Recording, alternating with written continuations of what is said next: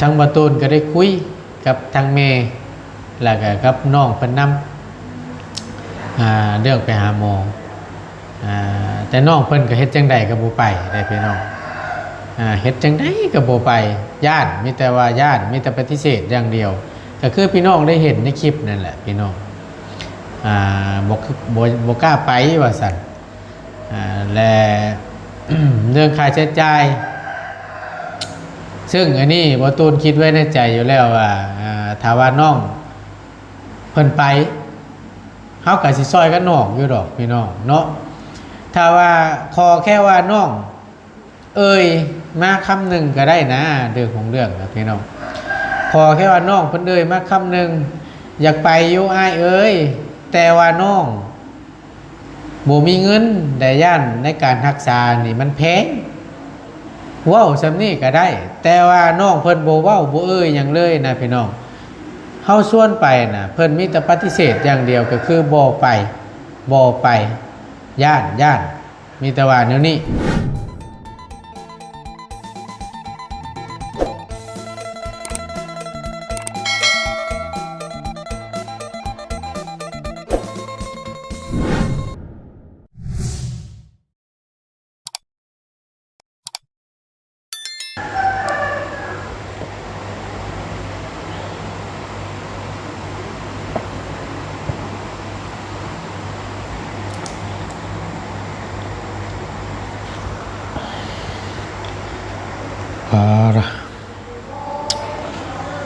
เย็นมีแห้งแน่หน่อยนึงบาทนี่พี่น้อง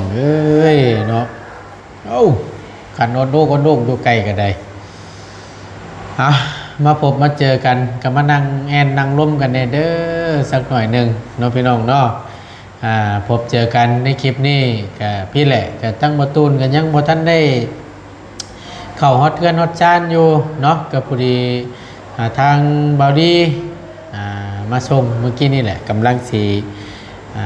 มาเอารถอยู่ห้องน้องมิกนี่แหละพี่น้องเพราะว่าจอดไว้อยู่นี่เนาะก็สิเข้าไปแล้วแหละแต่ก่อนอื่นพี่น้องก่อนสิเข้าไปกับผู้ดีแสดงความคิดเห็นกันเข้ามาหลายพอสมควรเนาะเกี่ยวกับน้องพรที่อาการที่เพิ่นเป็นล่าสุดนะพี่น้องที่ว่าเจ็บท้องนั่นแหละเจ็บบริเวณท้องนะหลายผู้หลายคนเพิ่นถือว่าทั้งร้อยแล้วแหละที่ให้พาน้องเพิ่นไปหาหมอก็ตามที่ในคลิปมาแหละเนาะพี่น้องเนาะพี่น้องเพิ่นก็อยากให้ไปหาหมอว่าซั่นด้วยความเป็นห่วงเป็นใยนั่นแหละพี่น้องเอาก่อนอื่นเนาะกราบสบายดีและสวัสดีเด้อพี่น้องสบายดีเปิดสู่คนพบเจอกันกับบ่ตูนในคลิปนี้เนาะกับพอดีกับสิมาอธิบายพี่น้องได้พังในฮับผู้น้ำกันเนาะเรื่องบางเรื่องพี่น้องสิ่งบางอย่างพี่น้องบางท่านอาจสิบ่เข้าใจเนาะในเรื่องที่ว่าไปหาหมอพี่น้องหลังไม้ทั้งทีมงานและบ่ตูนกับล้มกันได้พี่น้องโมเมนต์ว่าบ่ล้มโมเมนต์ว่าบ่คุยกันเรื่องหลังไม้นะถ้าว่าอาการมันเจ็บนักจริงที่น้องเพิ่นบ่เช้าก็ต้องได้พาไปนะแล้วทางบ่ตูนก็ได้คุยกับทางแม่แล้วก็กับน้องเพิ่นนำเรื่องไปหาหมอแต่น้องเพิ่นก็เฮ็ดจังใดก็บ่ไปได้พี่น้องเฮ็ดจังใดก็บ่ไปญาติมีแต่ว่าญาติมีแต่ปฏิเสธอย่างเดียวก็คือพี่น้องได้เห็นในคลิปนั่นแหละพี่น้องบ่กล้าไปว่าซั่นและ เรื่องค่าใช้จ่ายซึ่งอันนี้บ่ตูนคิดไว้ในใจอยู่แล้วว่าถ้าว่าน้องเพิ่นไปเฮาก็สิซอยกันน้องอยู่ดอกพี่น้องเนาะถ้าว่าขอแค่ว่าน้องมาคำหนึ่งก็ได้นะเรื่องของเรื่องนะพี่น้องขอแค่ว่าน้องเพิ่นมาคำหนึ่งอยากไปอยู่อ้ายแต่ว่าน้องบ่มีเงินแต่ย่านในการรักษานี่มันแพงเว้าซำนี้ก็ได้แต่ว่าน้องเพิ่นบ่เว้าบ่หยังเลยนะพี่น้อง เฮาชวนไปน่ะเพิ่นมีแต่ปฏิเสธอย่างเดียวก็คือบ่ไปบ่ไปย่านมีแต่ว่าแนวนี้จักสิเฮ็ดจังไดเนาะพี่น้องหนึ่งมาทั้งบ่ตูนน่ะบ่อยากบ่อยากคืนใจแล้วก็บ่อยากฝืนใจเพิ่นถ้าว่าไปด้วยความเต็มใจนั่นก็โอเคพี่น้องเอ้ยบ่แม่นหยังแต่ว่าเฮาไปฝืนใจเพิ่นฝืนใจน้องเพิ่นแหละถ้าเกิดว่าเป็นหยังมาแล้วเพิ่นก็สิเอาโทษเนาะอย่างเฮานี่แหละเนาะคล้ายๆว่าเฮาไปบังคับเพิ่นนะเพราะฉะนั้นถ้าเฮาถามด้วยความสมัครใจว่าน้องเพิ่นสิไปบ่นะแต่น้องเพิ่นก็ว่าบ่ไปปฏิเสธไปเรื่อยๆนะพี่น้องเนาะจักเจว่าจังใดทางบ่ตูนก็ได้ทุกแต่อยากพาไปนั่นแหละพี่น้องเรื่องค่าใช้จ่ายนะก็นี่แหละทั้งทีมงานเฮาหรือว่าทั้งบ่ตูนก็ช่วยกันนอกแล้วก็ล้มกันอยู่พี่น้องบ่ไปบางท่านเพิ่นก็ว่าเนาะด้วยความที่เพิ่นบ่ฮู้ว่าคิดจังได๋แหละ FC เพิ่นก็บางท่านเพิ่นก็คอมเมนต์เข้ามาว่าโอ้ยว่าซั่น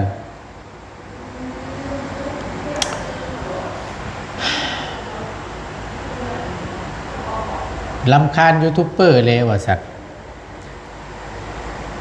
ถามอยู่ได้ว่าซั่นเห็นหลายคลิปแล้วแต่ละคนมันเจ็บบ่ยอมไปว่าซั่น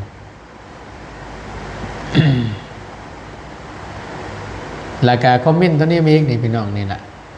ตัวนี้ก็เส้นเดียวกันเนาะรำคาญเห็นมาหลายคลิปแล้วล่ะคนมันเจ็บเขาก็ไม่อยากไปต้อง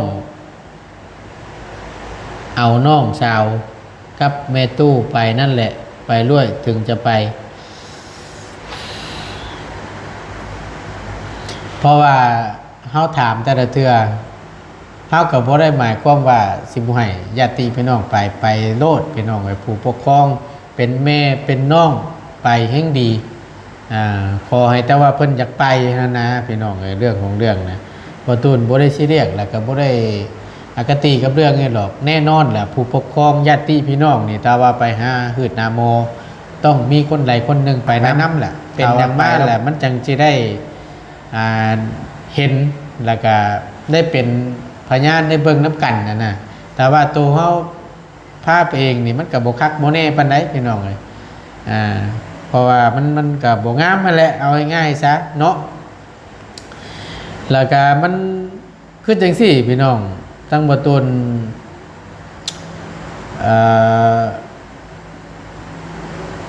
อันนี้ก็ด้วยความที่พี่น้องเพิ่นสงสัยกันเข้ามาเนาะจักสิถูกหรือสิผิดหรือแม่นทั้งบ่ตูนกับบ่จักพี่น้องพี่น้องเพิ่นก็คอมเมนต์มาว่าเนาะจังซี่ได้บาดนี่พี่น้องนะบ่ตูนสิเบิ่งเนาะนี่พี่น้องเพิ่นคอมเมนต์เข้ามาว่านี่แหละเดี๋ยวบ่ตูนสิอ่านอยู่พังเด้อพี่น้องเด้อมันมีอะไรสักอย่างในใจมีอะไรสักอย่างในใจน้องที่บอกใครหรือว่าบอกใครบ่ได้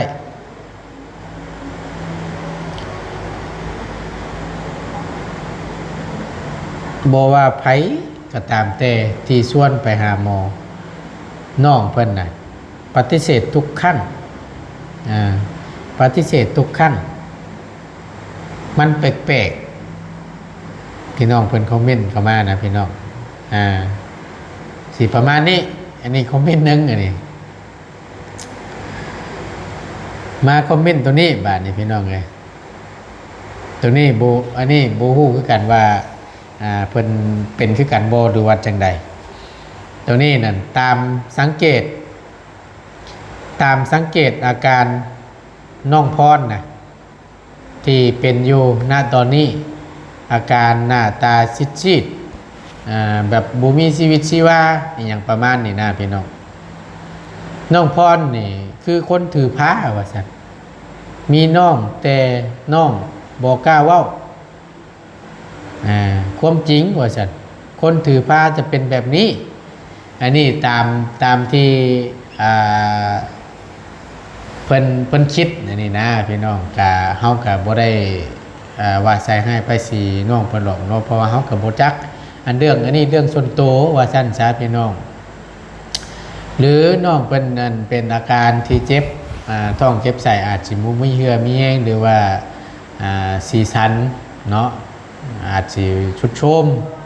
ก็เป็นไปได้พี่น้องอันนี้ก็บ่ว่ากันเนาะอันนี้บ่ตุ้นก็บ่ได้ว่าพังพุ่นพังพี่ดอกพี่น้องก็นี่แหละเบิ่งไปน้ำกันตามที่เห็นนั่นแหละพี่น้องจักเสียว่าจังใดชวนไปย่ำใดน้องเพิ่นก็ว่าบ่ไปว่าซั่นเรื่องหืดเรื่องยาทั้งบ่ตูนก็สั่งมาให้ก็ตามอาการที่น้องเพิ่นเล่าสู่พังเป็นแบบนั้นแบบนี้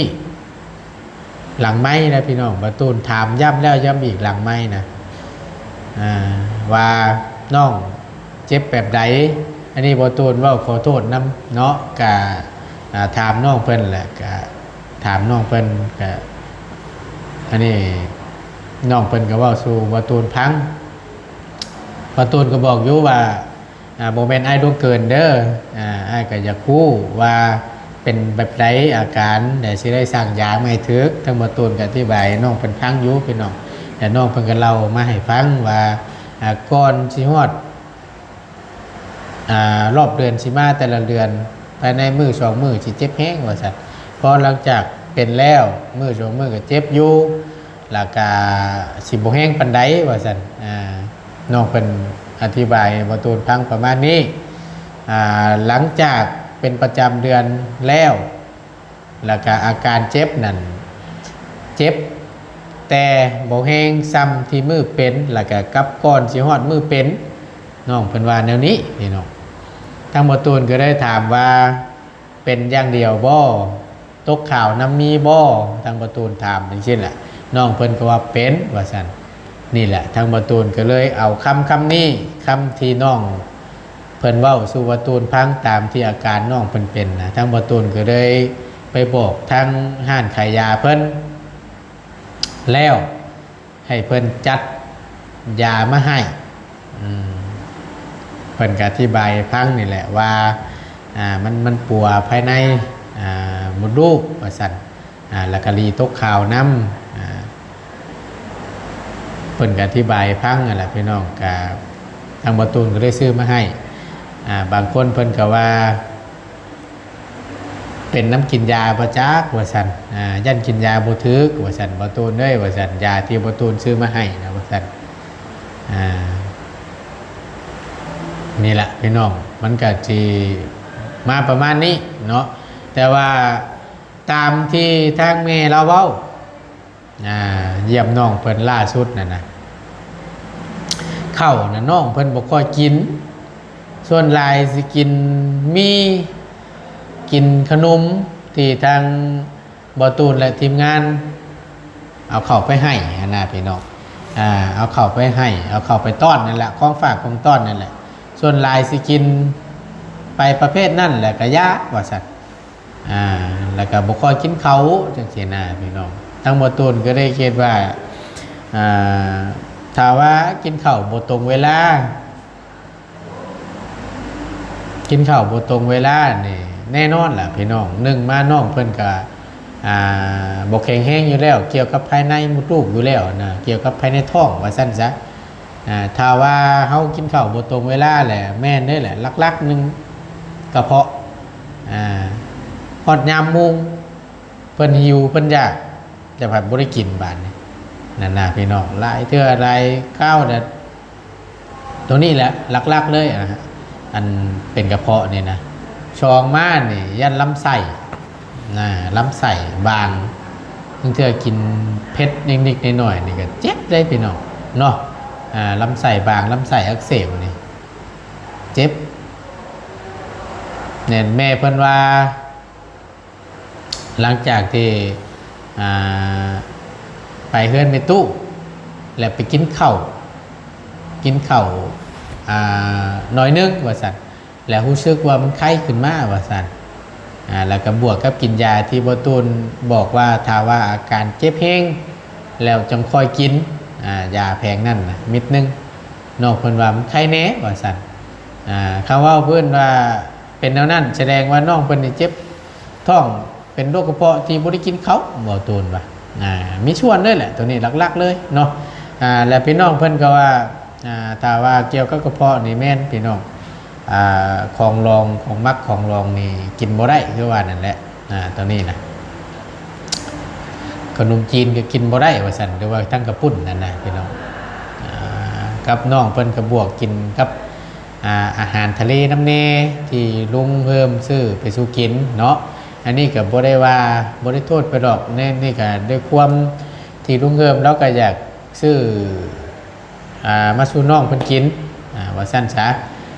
ซื้อมาสู่น้องเพิ่นกินแล้วก็วางเลี้ยงแล้วจังให้น้องกินแซ่บๆน่าพี่น้องก็เห็นอยู่ในคลิปมันแหละเนาะจักสิพิษตัวไรน้ำแน่พี่น้องเลยยันกินข้าวบ่ตรงเวลานี่แหละบ่ตูนส่วนหลายนั่นนะพี่น้องบ่ซาบ่ตูนคิดแล้วเนาะสิตัวนี้พี่น้อง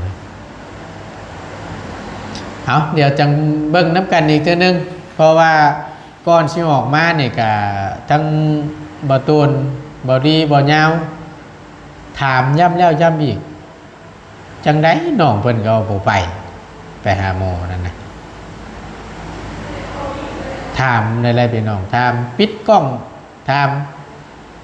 น้องเพิ่นก็บ่ไปมีแต่ว่าญาติจังซี่แหละจังซี่บ่ตูนว่าจังได๋ซะพี่น้องแล้วก็คุยน้ำกันอยู่ก็ว่าเรื่องค่าใช้จ่ายนั่นเดี๋ยวซุมื้อสิพากันซอยออกหรอกคุยกันนั่นแหละพี่น้องหลังไมค์นะอธิบายให้น้องเพิ่นฟังนะน้องเพิ่นก็ว่าบ่ไปมีแต่ว่าพังเบิ่งกินยาว่าซั่นก็บดเท่านี้แหละพี่น้องเอ้ยเพราะว่าทั้งบ่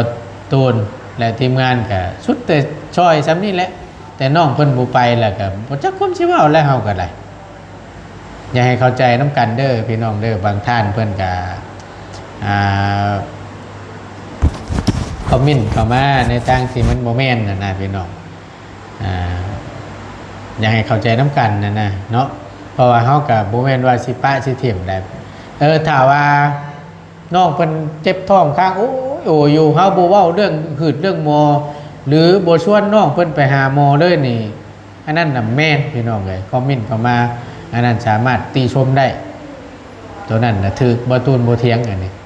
เจ็บท้องข้างโอ้ยอยู่บ่ทำบ่ชวนไปหาหมอแม้แต่คำเดียวอันนั้นนั่นพี่น้องที่ชมได้พี่น้องเนาะแต่อันนี้เขาถามตลอดไปเข้าไปหากระถามแต่ว่าน้องเพิ่นบ่ไปเองซื่อๆพี่น้องบ่เข้าใจคือกันนะเนาะคือทางประตูนว่าได้พี่น้องเลยถ้าว่าเนาะเขาชวนอันนี้เว้าตามแบบภาษาบ้านเฮาน่ะพี่น้องน้องเอ้ยไปหาหมอบ่และอยากให้ตอบมาเน้สักคำหนึ่งหรือ2คำก็ได้นะพี่น้องอยากไปอยู่อ้ายแต่ว่าน้องบ่มีเงินบ่ฮู้ว่าสิเสียค่าใช้จ่ายส่ำใดย่านไปหาหมอย่านมันแพงให้เว้ามาส่ำนี้ก็ยังไขพี่น้องเอ้ยแล้วเฮาก็สิได้เว้าไปต่อแล้วก็สิมีคำตอบแล้วก็สิบอกน้องเพิ่นนะแต่นี่น้องเพิ่นมีแต่ว่าปฏิเสธบ่ไปอย่างเดียวบ่ไปว่าซั่น